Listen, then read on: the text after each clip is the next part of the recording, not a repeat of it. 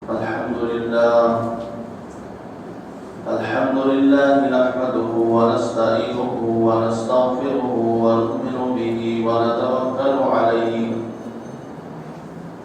ونعوذ بالله من شرور أنفسنا ومن سيئات أعمالنا من يهده الله فلا مضل له ومن يضلله فلا هادي له ونشهد أن لا إله إلا الله وحده لا شريك له ونشهد أن سيدنا وشفيعنا وحبيبنا ومولانا محمدا عبده ورسوله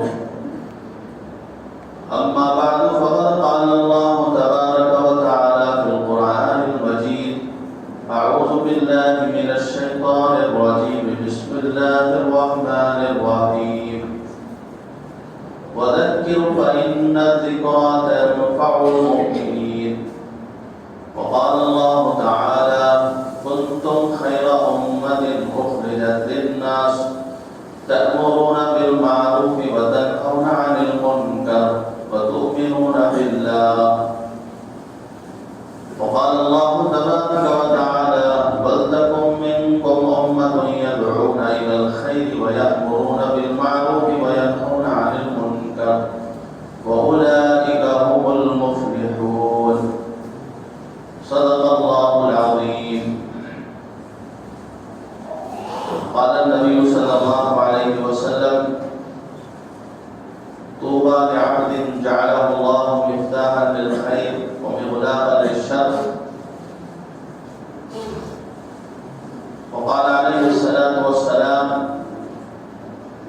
لتأمرن بالمعروف ولتنهون عن المنكر أو ليوشكن الله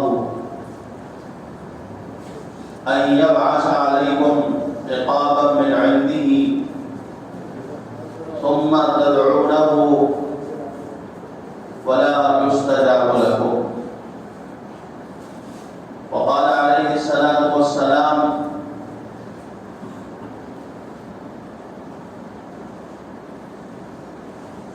كن في الدنيا كأنك غريب أو عابر سبيل أو كما قال عليه الصلاة والسلام. محترم بزرگوں، عزیزوں، دوستوں، اللہ تعالیٰ نے جب سے دنیا بنائی ہے اور دنیا بنانے کے بعد انسانوں کو جب اللہ نے بنایا اپنی معرفت کے لیے، اپنی پہچان کے لیے، اس وقت سے ہر قوم کے پاس، ہر امت کے پاس ڈرانے والے، خوشخبری دینے والے حضرت انبیاء علیہ السلام کو روانہ کرتے رہے. ہر قوم کے پاس نبی آئے، ہر امت کے پاس نبی آئے. رسولا مبشرین و منذرین لئلا یکون علی الناس اللہ حجۃ بعد الرسل. ہر قوم کے پاس ہم نے ڈرانے والے، خوشخبری دینے والے دنیا میں بھیجے ہیں تاکہ کل یہ نہ کہے انسانیت کوئی ہمارے پاس ڈرانے والا نہیں آیا، کوئی ہمیں سمجھانے والا نہیں آیا. دوزخیوں کو، جہنمیوں کو اللہ تعالیٰ جب جہنم میں ڈالیں گے تو جہنمیوں سے پوچھیں گے الم یاتکم نذیر، کہ کوئی ڈرانے والا نہیں آیا؟ قالوا بلا، وہ کہیں گے آئے تھے، ہم سمجھے نہیں، ہم نے ان کی بات کو ٹھکرا دیا، انکار کر دیا. تو یہ جو بات کہی جاتی ہے کہ اسلام 1400 سال سے آیا ہے، یہ بالکل غلط ہے. جب سے انسان ہے اسی وقت سے دین حق موجود ہے. دین حق کسے کہتے ہیں؟ ایک اللہ کی پرستش کرنا، ایک اللہ کی عبادت کرنا، رسولوں کی باتوں کو ماننا، مرنے کے بعد کی زندگی کے احوال کو ماننا، تسلیم کرنا، شریعتیں مختلف تھیں. جیسے بچہ بچپن میں اس کے کپڑوں کے سائز الگ ہوتے، جوان ہوا تو سائز تھوڑا سا بڑھ جاتا ہے، اور تھوڑا سا عمر اس کی زیادہ پہنچی تو اور اس کے لباس میں تبدیلی آ جاتی ہے. تو لباس کے سائز عمر کے لحاظ سے بدلتے رہے. تو اسی طرح شریعتیں بدلتی رہی، لیکن سب کا مجموعہ ایک ہی تھا کہ اللہ کی عبادت کرے، دنیا کی حقیقت کو سمجھے، مرنے کے بعد کی تیاری دنیا ہی میں کر لے، مرنے کے بعد جو احوال پیش آنے والے ہیں، عذابات کا سلسلہ مجرموں کے لیے، نیکوکاروں کے لیے نعمتوں کا سلسلہ، باغ ہے آگ ہے، اچھے اعمال کریں گے تو باغ ہے، جنت کے باغات ملے، اور برے اعمال کریں گے تو آگ میں جانا پڑے گا. اللہ کا مہمان خانہ ہے، اللہ کا جیل خانہ ہے. نیک اعمال کرو گے تو مہمان خانوں میں جاؤ گے، برے اعمال کرو گے تو جیل خانہ جانا پڑے گا. ہر نبی اپنی قوم کو اس کے متعلق بتائیں. حضرت آدم، حضرت موسیٰ علیہ السلام، حضرت ابراہیم علیہ السلام، حضرت تقریباً 1.25 لاکھ انبیاء اس دنیا کے اندر آئے. تمام کا مقصد اصلی ایک ہی تھا کہ لوگوں کو صحیح رخ مل جائے، ہدایت کا راستہ مل جائے، لوگ صراط مستقیم پر گامزن رہے، دنیا کی رنگ ریلیوں میں پھنس کر اپنی آخرت کو نہ بھولے، اپنے آپ کو نہ بھولے، اپنے مقصد کو نہ بھولے، اپنی منزل کو نہ بھولے. سب کا مشن ایک ہی تھا، سب کا مقصد انبیاء کا آنے کا ایک ہی تھا. یہ نہیں کہ تجارت سکھائے، زراعت سکھائے، دنیا کی کس چیز میں کیا مادہ ہے، کیا میٹیریل ہے، کیسے. اس کے لیے حضرات انبیاء کو نہیں بھیجا گیا. حضرات انبیاء علیہ السلام کی محنت کا جو میدان ہے انسانوں کے دل، انسانوں کے دلوں پر محنت کرتے تھے. دل کے تابع ہیں سارے اعضاء، دل بادشاہ ہے، سارے اعضاء اس کے تابع ہیں. نیکی کا خیال، برائی کا خیال پہلے دل میں آتا ہے، اور پھر جب دل سگنل دے دیتا ہے تو اعضاء کام کرنے لگتے ہیں. نماز کا شوق پہلے دل میں آتا ہے، اور پھر آدمی اٹھ کر وضو کرتا ہے، نماز پڑھنے لگتا ہے. برائی کا خیال دل میں آتا ہے، اور پھر برائی کے لیے وہ آمادہ ہوتا ہے، زنا کرنے لگتا ہے، چوری کرنے لگتا ہے. تو دل بادشاہ ہے. حضرت انبیاء علیہ السلام کی محنت کا میدان انسانوں کے قلوب تھے، کہ دل کے اندر اللہ کی معرفت آئے، دل کے اندر اللہ کا خوف آئے. نیک اعمال انسان اللہ کی محبت میں اچھے طریقے سے پورا کرے گا، ورنہ بوجھ سمجھے گا. اگر اللہ کی محبت آ جائے، اللہ سے تعلق پیدا ہو جائے. دیکھو سردی کی رات میں ساری دنیا سوئی ہوئی ہے، یہ سارے کھڑے ہو کر اللہ کے سامنے آہ ہوگا کر رہے ہیں، اللہ کو منوا رہے ہیں، اور اللہ کی یاد کر رہے ہیں، نماز کے اندر قرآن پڑھ رہے ہیں. 3 شخص ایسے ہیں اللہ تعالیٰ جن سے محبت کرتے ہیں. ایک وہ شخص جو جنگ کے میدان میں جائے اور سارے ساتھی اسے چھوڑ کر بھاگ آئے، پیٹ پھیر لے دشمن سے ڈر کر، یہ سینہ سپر ہو کر آگے بڑھ کر دشمن کا مقابلہ کرتا ہے، یا تو جنگ جیتتا ہے، یا تو فتح، یا تو غازی بن کر آتا ہے، یا تو شہید ہو جاتا ہے. ایسے بندے سے اللہ محبت کرتا ہے. اور دوسرا وہ شخص جو کوئی سائل مجمع کے پاس آیا، اللہ کا واسطہ دے کر سوال کیا، اللہ کے نام پر کچھ دے دو. واقعی وہ مجبور تھا، قوم نے نہیں دیا. ایک آدمی جو اسی قوم میں تھا، سارا مجمع چھڑ گیا، چلا گیا، یہ اکیلے تنہا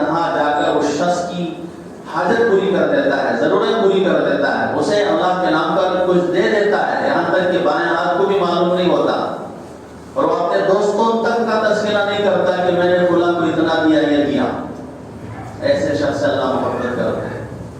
ہر انسان اللہ سے محبت کرتا ہے. وہ کون خوش قسمت لوگ ہیں جن کو اللہ محبت کرتے ہیں؟ یہ وہ لوگ ہیں. اور تیسرا شخص فرمایا کہ ساری دنیا سوئی ہوئی ہے، سردی کا موسم ہے، لحاف اوڑھ کر مزے کی نیند اپنی اپنی بیویوں کے ساتھ سو رہے ہیں، جاگنے کو جی نہیں چاہتا، اٹھنے کو جی نہیں چاہتا، سردی کا موسم ہے. ایسے وقت میں اللہ کی محبت میں، اللہ کی یاد میں، اللہ کو خوش کرنے کے لیے نماز تہجد ادا کرتا ہے اور کھڑے کھڑے اللہ کا ذکر کرتا ہے اور قرآن کی تلاوت کرتا ہے، اپنے روٹے ہوئے رب کو منواتا ہے. یہ تین شخصوں سے اللہ تبارک و تعالیٰ محبت فرماتا ہے. تو میرے دوستوں، محبت اللہ کی ہوگی تو آدمی شوق سے عمل کرے، ورنہ بوجھ سمجھے گا. منافقین دل کے اندر اللہ کی محبت نہیں تھی تو ان کی نمازیں کیسی تھی؟ الذین هم یراؤون ویمنعون الماعون. وہ لوگ منافقین جو دکھلاوے کے لیے عمل کر رہے ہیں، اور دکھلاوے کے لیے جو عمل کیا جاتا ہے وہ دائمی نہیں ہوتا، وہ عارضی ہوتا ہے، وقتی ہوتا ہے. اور مخلصین اللہ کی محبت میں عمل کو اچھے طریقے سے ادا کرتے ہیں، نماز کو شوق سے ادا کرتے ہیں، قرآن کی تلاوت کو شوق سے ادا کرتے ہیں.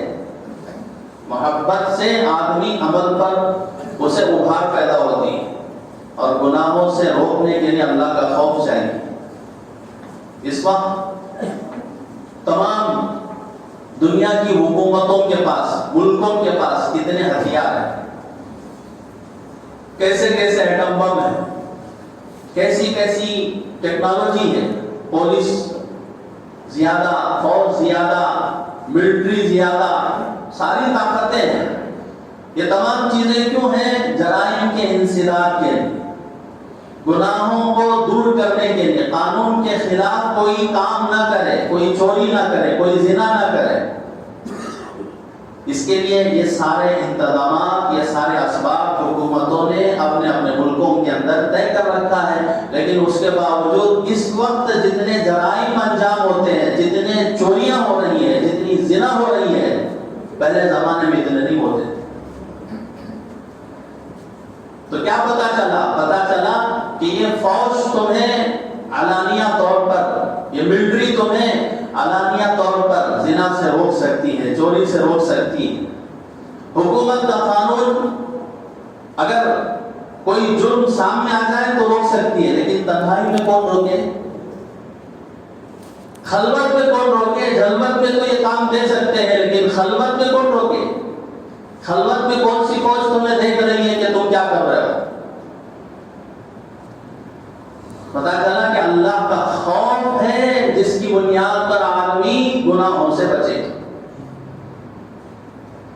حضرت ابن عمر رضی اللہ تعالیٰ عنہ تشریف لے گئے اپنے ساتھیوں کے ساتھ. جنگل ہے، بالکل گرم علاقہ ہے مکے کا، تپتی ہوئی دھوپ ہے. ایک چرواہے سے پوچھا کہ بھئی ہم بھوکے ہیں، تمہارے پاس اتنی ساری بکریاں ہیں، بکری ہمیں دے دو. مالک اگر پوچھے تو بتا دینا بھیڑیا کھا لیا ہے. تو مالک کو کیا پتا چلے گا کہ تم نے سچ کہا جھوٹ کہا؟ وہ مان لے گا آپ کی بات کو. تو چرواہا کہتا ہے فَأَيْنَ اللَّهُ، میں اپنے مالک کو بتا دوں گا کہ بھیڑیا نے کھا لیا. مالک مان بھی لے، اللہ تو دیکھ رہے ہیں. اللہ کہاں چلے گئے؟ تم دو نہیں تیسرے خدا ہے، تین نہیں چوتھے خدا ہے. ما یکون من نجوی الا ثلاثہ، اینما تکونوا فثم وجہ اللہ. تم جہاں بھی تم اپنا رخ کر لو وہاں پر اللہ کو پاؤ. حضرت مفتی اشرف علی صاحب تھانوی رحمۃ اللہ علیہ بہت بڑے بزرگ گزرے اللہ والے. ایک مرتبہ وہ ٹرین سے سفر کرنا ہے، کانپور جانا. حضرت کا اس کانپور میں رہتے تھے، قیام حضرت کانپور میں اس زمانے میں تھا. کانپور میں تدریسی خدمات انجام دیتے تھے، لیکن اپنے بیگ کے ساتھ، اپنے سامان کے ساتھ کچھ گنے بھی لے کر گئے۔ اب گنے اس کا بہت زیادہ تھا، اس کی بھی ٹکٹ کٹوانی ہے، تو وہ اسٹیشن جو ماسٹر تھا حضرت کو پہچانتا تھا، ہاں اگرچہ کہ ہندو، لیکن حضرت کی بزرگی کو وہ بھی تسلیم کرتا تھا۔ حضرت جب تلوانے کے لیے کہ بھئی اس کا بھی تم ٹکٹ کٹوا دو، تلوانے کے لیے جب گئے تو ماسٹر نے کہا، اسٹیشن ماسٹر نے کہا کہ حضرت آپ مت تلواؤ، آپ کے لیے ایسے ہی اجازت ہے، آپ لے کر جائیں، ٹرین میں لے کر جائیں۔ تو حضرت نے فرمایا کہ اگر وہاں پر چیکنگ آ جائے، مجھے اسٹیشن بدلنا ہے، دوسرے ٹرین کو پکڑنی ہے، اگر دوسرے ٹرین میں چیک کرنے والا آ جائے تو پھر کیا ہوگا؟ تو اس اسٹیشن بابو نے کہا کہ میں اس سے بھی کہہ دوں گا کہ تمہارے لیے کچھ پوچھ تاچھ نہ کرے۔ حضرت نے فرمایا ٹھیک ہے، میں کانپور میں اتروں گا تو وہاں پر اسٹیشن میں وہاں چیک کرنے والا کوئی اور ہوگا تو وہاں کیا کرے گی؟ تو وہ جو اسٹیشن ماسٹر تھا اس نے کہا کہ میں فلاں سے بھی کہلوا دوں گا کہ آپ کے لیے کچھ پوچھ تاچھ نہ کرے، آپ کے لیے چھٹی کر دے، آپ ایسے ہی لے کر جائیں۔ حضرت نے فرمایا کہ مجھے اور آگے جانا ہے۔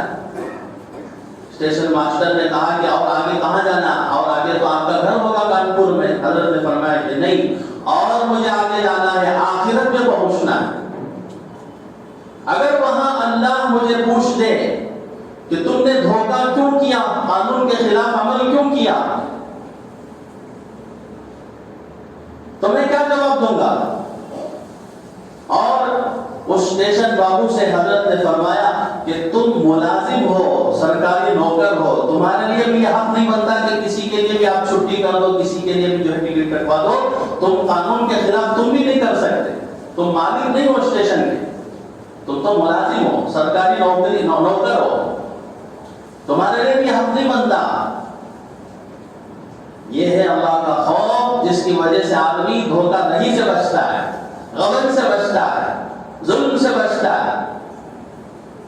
تو حضرات انبیاء دنیا میں تشریف لائے، مبشرین و منذرین، خوشخبری دیتے تھے جنت کی اور ڈراتے تھے آگ سے۔ ہر نبی خوشخبری بھی دیتے تھے، ڈراتے بھی تھے جہنم سے۔ لیکن میرے اور آپ کے نبی جو جنت کی خوشخبری بتائے ہیں اور جہنم کی ہولناکیوں سے ڈرائے ہیں، یہ صرف وحی کے ذریعے سے نہیں بلکہ اللہ نے جنت اور جہنم کا مشاہدہ کروایا، معائنہ کروایا، سیر کروایا۔ معائنے کے بعد، مشاہدے کے بعد میرے اور آپ کے آقا نے حضرت محمد صلی اللہ علیہ وسلم نے امت کو جنت کی نعمتیں مزے لے لے کے سناتے تھے، جہنم کی ہولناکیوں کے خطرے اور اس کے وہاں کے عذابات ایسا بتاتے تھے کہ گویا کے نگاہوں کے سامنے۔ اور حضرات صحابہ کو حضور صلی اللہ علیہ وسلم نے جنت اور جہنم کا نقشہ ایسا کھینچا، حضرات صحابہ کہتے تھے اگر جنت ہمارے سامنے دکھائی دے، ہمارے کوئی عمل کے اندر اضافہ نہ ہو، بن دیکھے جو اعمال ہم کر رہے ہیں اتنے یقین کے ساتھ کر رہے ہیں کہ آپ جنت مشاہدے میں آ جائے، ہمارے نگاہوں کے سامنے آ جائے تو کسی عمل میں اضافہ نہ ہو۔ جہنم اگر ہمارے سامنے آ جائے تو آپ کسی گناہ کے چھوڑنے کی ہمیں ضرورت نہیں، اس لیے کہ غیب کی باتیں حضور صلی اللہ علیہ وسلم سے ہم نے اتنی سنی ہے، ایسی سنی ہے کہ آپ جہنم سے ہم بن دیکھے ڈرتے۔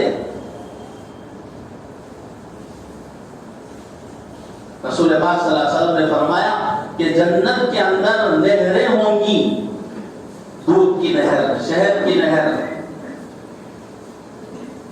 شراب کی نہر، شراب دنیا کی شراب نہیں جس کو پی کر آدمی کے اندر یہ تمیز نہ ہو کہ ماں کون ہے، بیوی کون ہے، بہن کون ہے، بیوی کون ہے، عقل فاسد ہو جائے، عقل معروف ہو جائے۔ یہ شراب نہیں، شرابن طہورا، شہد کی نہر ہوگی، شراب کی نہر ہوگی، دودھ کی نہر ہوگی، پانی کی نہر ہوگی۔ اور جنتیوں کو اللہ تبارک و تعالی لباس پہنائیں گے، کبھی پرانا نہیں ہوگا، کبھی میلا نہیں ہوگا، ایسی جوانی عطا فرمائیں گے لا تفنا، وہ جوانی کبھی ختم نہیں ہوگی۔ ایک روایت کے مطابق جنت کے بچے ہو یا بوڑھے ہو، تمام کو اللہ تبارک و تعالیٰ 30 سال کی عمر یا 33 سال کی عمر اللہ عطا فرماتے ہیں۔ چاہے 90 سال کا بوڑھا ہو، چاہے 100 سال کا بوڑھا ہو، اس کی عمر کتنی ہوگی؟ 30 سال کی ہو، ایک روایت کے مطابق۔ یہاں تک کہ محدثین نے لکھا ہے کہ جنت کے جو چھوٹے بچے ہیں ان کو بھی 30 سال کی عمر میں پہنچا دیا جائے تاکہ جنت کے مزے لے ہو۔ ہر ایک کو 72 حوریں دی جائے گی، یہ پکی بات ہے، ریل نہیں ہے، ریئل ہے۔ اس پر ہمیں ایمان لانا پڑے گا، ایمان نہیں لائیں گے تو عمل بیکار ہے۔ عقیدے کی خرابی اللہ قبول نہیں کرتا۔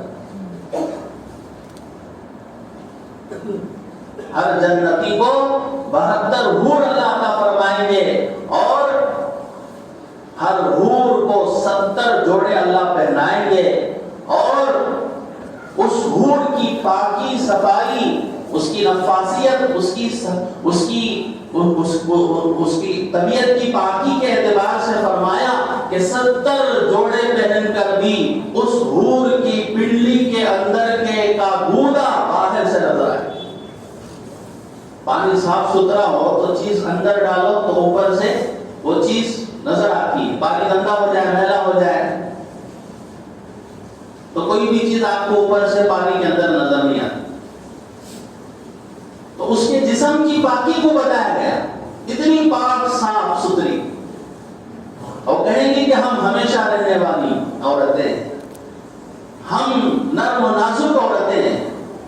خوشخبری ہے ان لوگوں کے لیے جن لوگوں کو اللہ نے ہمارے لیے طے کیا اور ہم کو ان لوگوں کے لیے طے کیا۔ ایک صحابی نے پوچھا کیا جنت میں جمع ہوگا، صحبت ہوگی؟ حضور نے فرمایا، ترمذی شریف کی حدیث ہے، ہاں صحبت بھی ہوگی، جمع بھی ہوگی، لیکن اولاد نہیں ہوگی۔ اور انہوں نے پوچھا کہ اب ایک مرد 70 حوروں سے کیسے؟ فرمایا کہ ایک جنتی کو 100 مردوں کی طاقت دے دی جائے، جمع تو ہوگا، صحبت ہوگی، لیکن اولاد نہیں ہوگی، اور اولاد کی تمنا بھی انسان نہیں کرے گا جنت۔ اور اللہ تبارک و تعالیٰ پوچھیں گے کیا تم میری نعمتوں سے خوش ہو؟ جنتی کہیں گے یا اللہ آپ نے تو ہمیں کیا کیا نہیں دیا، سب کچھ دیا، اور کس کی ضرورت ہے؟ اللہ کہیں گے کہ ایک وعدہ باقی ہے۔ جنتی پریشان ہو جائیں گے، کون سا وعدہ؟ اللہ کہیں گے کہ آج کے بعد سے میں تم سے کبھی ناراض نہیں ہوں گا، میں آپ سے خوش ہوں، آپ سے راضی ہوں۔ اس سے اتنی جنتیوں کو خوشی ہوگی کہ اگر موت ہوگی تو وہ مر جائے، ہارٹ فیل ہو جائے۔ خوشی میں بھی لوگ مرتے ہیں، فقیر کو 1000 روپے کی نوٹ دکھا دو تو مر جائے گا، ہارٹ فیل ہو جائے گا، کبھی دیکھا نہیں ہے۔ اور اللہ تبارک و تعالیٰ موت کو گریبان پکڑ کر لائیں گے اور پکاریں گے، او جنتیوں، او جہنمیوں۔ جنتی ڈریں گے، پتہ نہیں کیا ہو گیا، پتہ نہیں کیا ہو گیا، کیا ہم سے قصور ہو گیا۔ اور جہنمی یہ امید رکھیں گے ہو سکے ہمیں کچھ عذاب میں تخفیف ہو جائے، ہو سکے ہمیں جہنم سے نکالنے کے لیے بلا رہے ہیں۔ جنتی بھی جھانکیں گے، جہنمی بھی جھانکیں گے۔ موت کو دمبے کی شکل میں لایا جائے گا اور گریبان پکڑ کر لایا جائے گا، جیسے کسی کو گھسیٹ کر لاتے ہیں ویسے لایا جائے گا، اور جنت اور جہنم کے درمیان ایک دیوار ہوگی، اور جہاں پر جنتی بھی دیکھیں گے، جہنمی بھی دیکھیں گے، موت کو ذبح کر دیں گے، اور اللہ جنتیوں سے کہیں گے تم ہمیشہ جنت میں ہوں گے، تمہیں موت نہیں آئے گی۔ جہنمیوں سے کہیں گے تم ہمیشہ عذاب میں رہیں گے، تم ہمیشہ تکلیفوں میں رہیں گے، اب تمہیں موت بھی نہیں آئے گی، اور آپ کو یہاں سے نکالا بھی نہیں جائے۔ موت ہوتی تو جہنمی بھی ڈر کے مارے مر جائے، غم کے مارے مر جائے، موت ہوتی تو خوشی کے مارے جنتی بھی مر جائے۔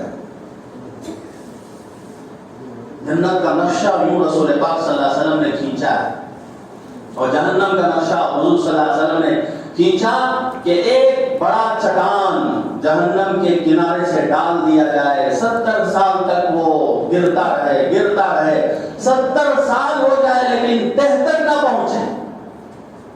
کوئی چھوٹا سا پتھر نہیں، کوئی چھوٹا سا برف نہیں، ہلکی چیز اوپر سے نیچے ڈالو تو دھیمی انداز میں سلو وہ آئے، لیکن اگر کوئی بھاری چیز اوپر سے ڈالو تو ایک دم نیچے سے فوراً نیچے گر جائے. لیکن اتنا بڑا بھاری چٹان اوپر سے جہنم کے کنارے سے ڈالا جاتا ہے، لیکن 70 سال ہو جاتے ہیں لیکن وہ تہ تک نہیں پہنچتے.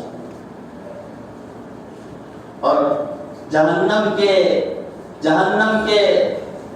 70 لگام ہوں گے، ہر لگام کے ساتھ 70,000 فرشتے آئیں گے، ہر لگام کے ساتھ 1,000 فرشتے آئیں گے کھینچتے ہوئے. جیسے جانور کو لگام کے ذریعے سے کنٹرول کیا جاتا ہے، جہنم کو بھی لگام کے ذریعے سے اللہ فرشتوں کی مدد سے، فرشتوں کے ذریعے سے، جی میرے دوستو، وہ اسے جو ہے اپنے آنکھوں میں پائے.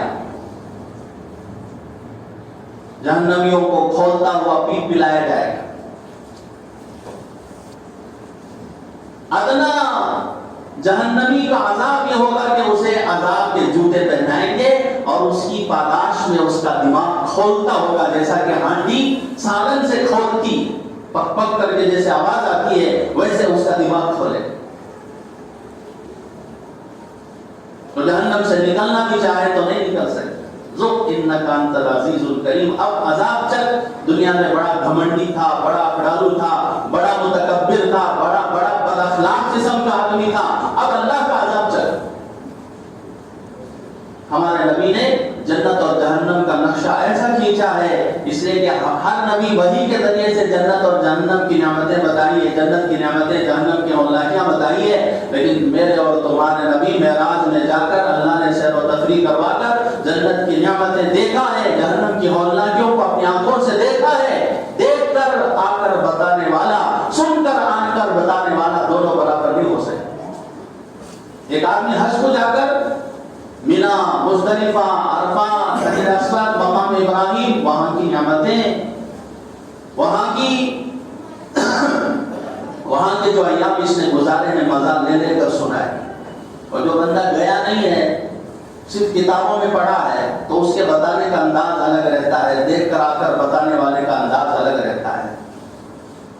تو میرے دوستو، جب سے دنیا بنی ہے، جب سے انسانیت آئی ہے، اسی وقت سے دین حق کی طرف رسولوں کو، انبیاء کو اللہ نے بھیجا، اور آخر میں حضرت محمد صلی اللہ علیہ وسلم جس دنیا کے اندر تشریف لائے اور آپ 63 سالہ زندگی گزار کر دنیا سے پردہ فرما گئے. جب آپ نے توحید کا اعلان کیا تو کوئی آپ کو ساتھ دینے والا نہیں. ساتھ دینے والے کون تھے؟ غربا، فقراء، بلال حبشی، سہیب رومی، سلمان فارسی، زید بن حارث، جن کا کوئی دنیا کے اعتبار سے مقام نہیں. یہ لوگ حضور کا ساتھ دی اور آپ کے ساتھ بہت دشمنی کی گئی، آپ کو ستایا گیا، آپ پر ظلم کے پہاڑ ڈھائے. آپ نماز میں رہتے، ان کی اوجڑی گندگی لا کے ڈالا جاتا تھا، آپ کا گریبان چاک کیا جاتا تھا، آپ کو ساحر، کاہن، مجنون کہا جاتا تھا. آپ کو بیکاٹ کیا گیا 3 سال تک، کھانا پانی بند کر دیا، کلام اور طعام سب بند کر دیا. اور آپ نے ہمت نہیں ہاری. حجۃ الوداع کے موقع پر جو آپ نے آخری خطبہ دیا، اونٹنی پر بیٹھ کر 1.25 لاکھ حضرات صحابہ موجود تھے. جن لوگوں نے قسمیں کھائی تھی کہ ہم گردن کٹا دیں گے، دین اسلام قبول نہیں کریں گے، اللہ تبارک و تعالیٰ نے ان کے دل کے اندر اسلام کی محبت ڈال. وہ اکرامہ جنہوں نے حمزہ کو قتل کیا تھا، حضرت حمزہ رضی اللہ تعالیٰ عنہ کو شہید کرایا تھا، وہ اکرامہ ابو جہل کے بیٹے بھی مسلمان ہوتے ہیں. وحشی جنہوں نے حضرت حمزہ کو قتل کیا تھا، اس وحشی کو بھی اللہ تبارک و تعالیٰ رضوان اللہ رضی اللہ تعالیٰ عنہ کا مژدہ سناتے ہیں، وہ بھی دائرہ اسلام میں آ جاتے ہیں. اب بتائیے اس وحشی کو کس نے زبردستی کی اسلام لانے کے لیے؟ ابو جہل کے بیٹے اکرمہ کو کس نے زبردستی کی؟ جو آج نعرہ لگ رہا ہے کہ بھئی زبردستی مسلمان بنایا جا رہا ہے، ارے بتائیے اکرمہ کو کس نے جو ہے زبردستی کی؟ وہ تو سپہ سالار تھے، ان کے خون کے اندر حریت دوڑتی تھی. غلامیت کو دبنا، کسی کے سامنے جھکنا یہ عرب کا مزاج نہیں تھا، قریش کا مزاج نہیں تھا. سرغنہ ابو سفیان جو ہندا کے شوہر ہیں، ان کو کس نے دبایا؟ ان کو کس نے زبردستی کی؟ اللہ تعالیٰ نے ان کے دلوں کے اندر ایمان اور اسلام عطا فرمایا۔ 1.25 لاکھ صحابہ موجود تھے۔ آپ صلی اللہ علیہ وسلم نے فرمایا حل بلغت، کیا میں نے امانتاً جو دین اللہ کے ہاں سے لے کر آیا تم تک پہنچایا؟ سب نے کہا کہ بلغتا، اے اللہ کے نبی آپ نے ہمیں پہنچا دیا اور اس کا حق بھی ادا کر دیا۔ اور آپ نے فرمایا اللہم اشہد اللہم اشہد اللہم اشہد، اے اللہ تو گواہ رہنا، آپ نے جس مقصد کے لیے مجھے بھیجا ہے اس میں کامیابی ہوئی ہے، دین اسلام کی امانت میں نے پہنچائی ہے، جنت کا راستہ میں نے بتایا ہے، تو گواہ ہے۔ اب اللہ کے نبی نے سارے صحابہ کے ذمہ فرمایا بلغوا انی ولو آیا، ایک چیز بھی میری جانب سے تم تک پہنچی ہے تو وہ دوسروں تک پہنچاؤ، دوسروں تک پہنچاؤ۔ اور صحابہ جتنے بھی تھے تقریباً پوری دنیا میں پھیل، ہندوستان آئے، مصر گئے، عراق گئے، سندھ آئے، پوری دنیا کے اندر حضرات صحابہ ایک نیت لے کر گئے، یا تو دین اسلام زندہ ہوگا یا تو ہماری قبریں بنے گی، کہتے ہیں ہم یا تو ہماری قبریں بنے گی۔ پوری دنیا کے اندر صحابہ کی قبریں پھیلی ہوئی ہیں۔ حضرت امام مالک کہتے ہیں 1.25 لاکھ صحابہ میں سے 10,000 صحابہ کی قبریں مکہ مدینہ کے اندر موجود ہیں۔ بقیہ صحابہ کہاں چلے گئے مکہ مدینہ چھوڑ کر؟ کوئی بزنس کرنے گئے یا کوئی تجارت کرنے گئے؟ بزنس تجارت کرنے نہیں گئے، جو ذمہ داری رسول اللہ نے انہیں دی تھی اس ذمہ داری کو ادا کرنے کے لیے ساری دنیا کے اندر پھیلے۔ آج انہی کے صدقے سے آج ہم یہاں پر بیٹھے، ہمارا نام مسلمان ہے، ہم اللہ کی عبادت کر۔ اب یہ بھولی بھٹکی انسانیت، اب نبی تو نہیں آئیں گے، اللہ نے اس امت کے ذمے دعوت و تبلیغ کا کام ذمے پر کیا ہے۔ جو بھی مسلمان کلمہ گو ہے اس کے ذمہ ہے کہ وہ ایک دوسرے کو نصیحت کرے۔ وَذَكِّرْ فَإِنَّ الذِّكْرَىٰ تَنفَعُ الْمُؤْمِنِينَ، آپ نصیحت کیجئے، نصیحت کرنا ایمان والوں کو فائدہ دے۔ اللہ تعالیٰ نے اس زمانے کے اندر دعوت و تبلیغ کا کام شروع کروایا، تقریباً 100 سال ہو گئے۔ حضرت قاری طیب صاحب، حضرت حسین احمد مدنی، بڑے بڑے علماء یہ کہتے ہیں کہ نفس تبلیغ میں، نفس تذکیر میں کوئی شک نہیں، نفس تبلیغ، نفس تذکیر یہ منسوس ہے، قرآن و حدیث سے ثابت ہے، طریقہ عمل منسوس نہیں ہے، لیکن طریقہ عمل جو دعوت و تبلیغ کا ہے وہ الہامی ہے، الہامی ہے۔ حضرت مولانا الیاس رحمۃ اللہ علیہ کے دل کے اندر اللہ تعالیٰ نے القا فرمایا، بزرگوں کے دلوں کے اندر اللہ تعالیٰ خیر کی باتیں القا کرتے ہیں۔ وہی کا سلسلہ تو ختم ہو گیا، وہی نہیں آئے، خیر کی باتیں، جیسے اس سے پہلے میں نے کہا کہ نیک سچے خوابوں کے ذریعے سے اللہ رہبری کرتے ہیں ایمان والوں، اسی طرح بزرگوں کے دلوں کے اندر کچھ کاموں کا القا فرماتے ہیں، اگرچہ کہ وہ منسوخ نہیں ہے لیکن شریعت کے خلاف بھی نہیں۔ جیسے مدارس اسلامیہ 8 سال پڑھاتے ہیں، حافظ قرآن بنانے کے لیے 3 سال لیتے ہیں، مولوی بنانے کے لیے 8 سال لیتے ہیں، ہر درجے کی کتابیں الگ الگ ہوتی ہیں۔ اب بتائیے مدارس اسلامیہ جو اس طرز پر چل رہی ہے، جو نظام، جو سیاق و سباق اس وقت ہے، تو کون سا قرآن اور حدیث سے ثابت ہے؟ صراحتاً ثابت نہیں ہے، لیکن دین آنے کی یہ ذرائع ہیں، دین آنے کی یہ اسباب ہیں، اسے انکار نہیں کر سکتے آپ۔ بالکل اسی طرح جو مروجہ تبلیغ ہے، 40 دن کسی کو جماعت میں لے جاتے ہیں، 3 دن کسی کو جماعت میں لے جاتے ہیں، نیک ماحول میں رکھتے ہیں، ہیرا گندگی میں پڑ گیا، نالے میں پڑ گیا، اسے اٹھاؤ وہاں سے، اس کو وہیں پر چھوڑ دیا تو بہہ جائے گا، اسے اٹھاؤ، اسے پانی ڈال کر چمکاؤ، اسے اپنا مرتبہ دکھاؤ، اسے اپنا مقام دکھاؤ۔ 3 دن 40 دن فرشتوں کے ماحول میں رہتے ہیں، مسجد کے ماحول میں رہتے ہیں۔ اب تک مخلوق کے بول بولتے تھے، دنیا دنیا بڑی، بزنس بڑا، تجارت بڑی، زراعت بڑی، میرا کاروبار بڑا. اب 40 دن 3 دن مسجد میں آ کر بول کس کے ہیں؟ اللہ اکبر، اللہ سب سے بڑے. اللہ کے بغیر کوئی کام نہیں ہو سکتا. اللہ کا غیر، اللہ کے بغیر کوئی کر نہیں سکتا. نفع نقصان کے مالک اللہ ہے. لا الہ الا اللہ کو اتنا بولا جاتا ہے، اتنا بولا جاتا ہے. اللہ اس بولنے کی انوارات، اس کلمے کے انوارات اس کے دل کے اندر جلوہ کر دیتے ہیں. اب اسے اپنے گناہ یاد آتے ہیں، وہ رونے لگتا ہے. ایک بندہ مالدار تھا، 17 سال تک زکات ادا نہیں کی، جانتا تھا زکات فرض ہے، لیکن جب گیا تبلیغ میں، اللہ کے راستے میں گیا، اسے احساس ہوا اور اس نے 17 سال کی زکات ادا کی. 17 سال کی زکات ادا کی. ہمارے تمل ناڈو میں خود ہمارے رشتہ داروں کے گھر میں ایک عورت کام کرنے آتی تھی. وہاں اسلامی ماحول، نماز، ذکر، تلاوت، اخلاق دیکھ کر بڑی متاثر ہوئی.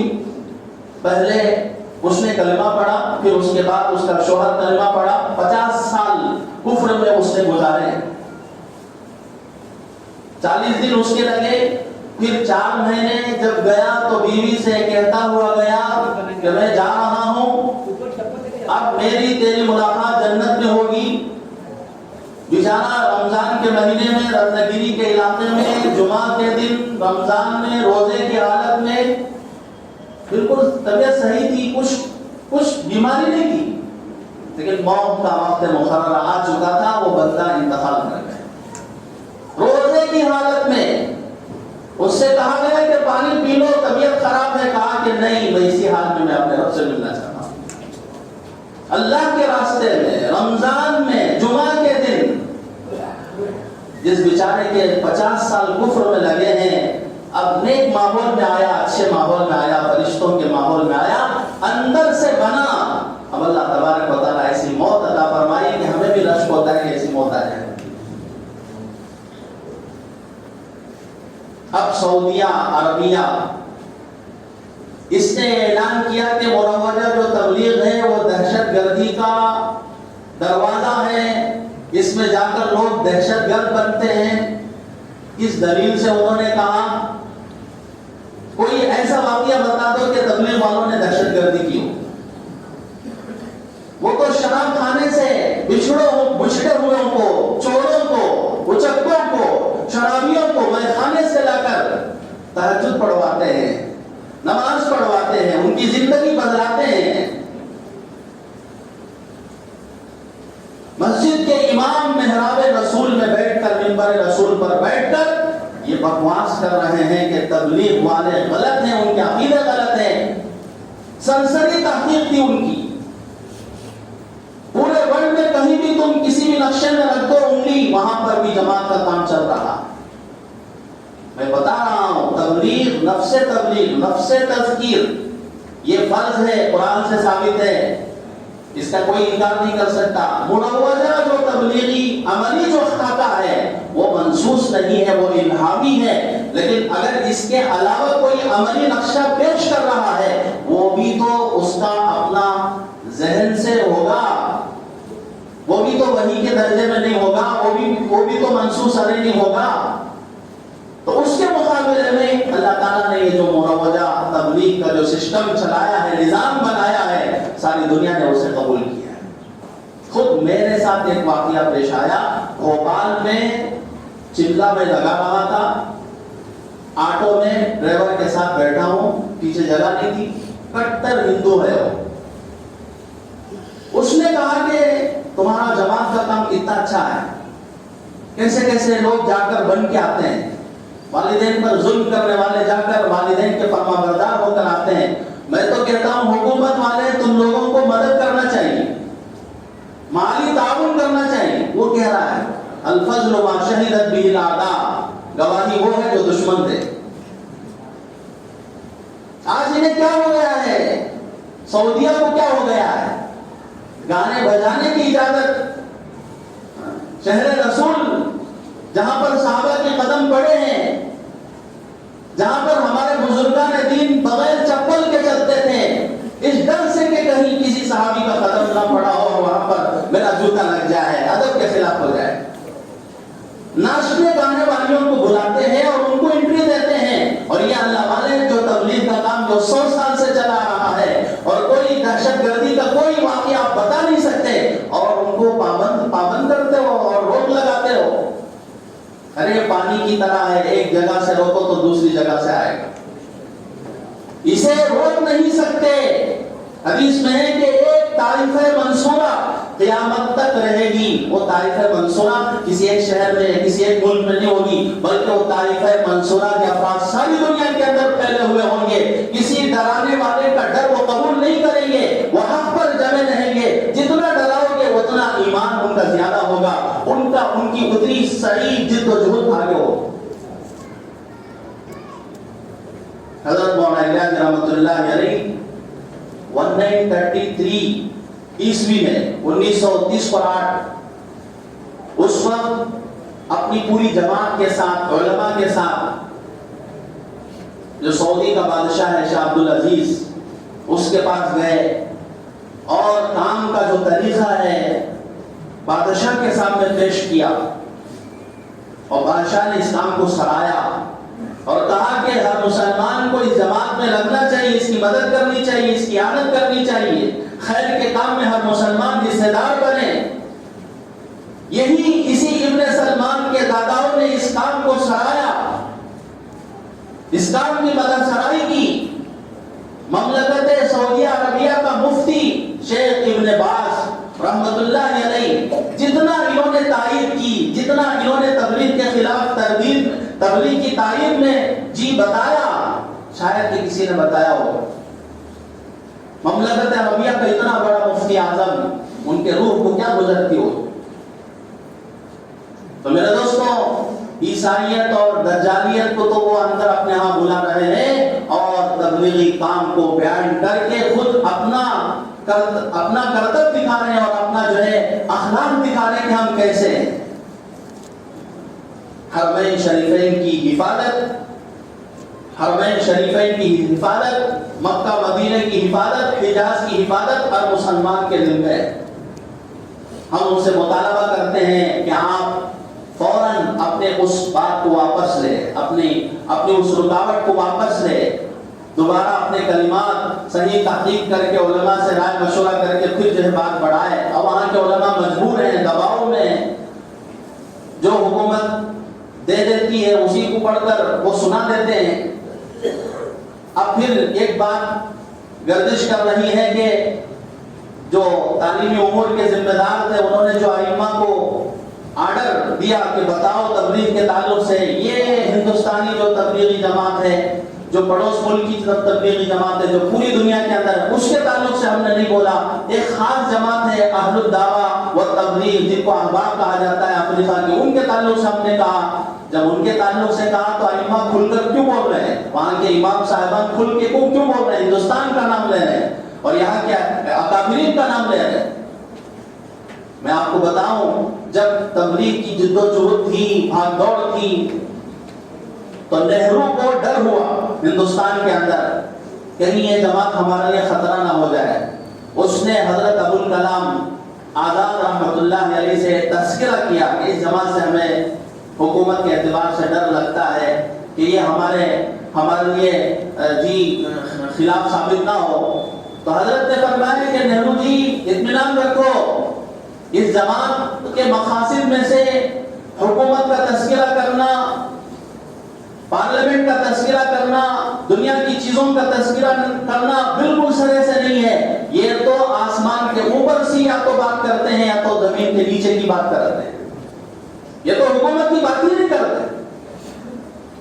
حضرت عبدالکلام آزاد رحمۃ اللہ علیہ نے نہرو کو سمجھایا۔ اب وہاں کیا بینڈ لگا، وہاں کیا جو ہے پابندی شروع ہوئی، اور یہاں کے سنگی کچھ جو ہے منافقین اور کچھ ہمارے دیش کے غدار، ان لوگوں نے اپنے نیوز کے اندر یہ جاری کیا کہ یہاں بھی پابندی لگنی چاہیے، یہاں بھی سعودیہ کا طرز عمل ہونا چاہیے۔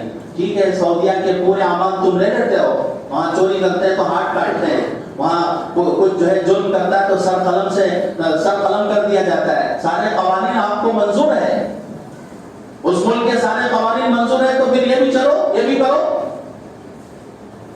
تو اس لیے میرے دوستوں یہ سب جو ہے فتنہ ہے، یہودیوں کی چال ہے، کسی بھی طرح مسلمانوں کو آپس میں لڑانا.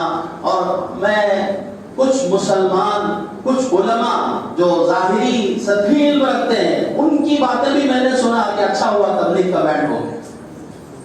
ارے بھائی، ان کو، یہودیوں کو، نصرانیوں کو، مسلمانوں کے دشمنوں کو یہ اس کا یہ نہیں ہے کہ بھئی یہ تبلیغی ہیں، جماعت اسلامی ہے یا اہل حدیث ہے. انہیں تو اسلام پر الغار کرنا ہے. انہیں سارے اسلام پر جو ہے میرے دوستوں، اسلام کو ختم کرنا چاہتے ہیں.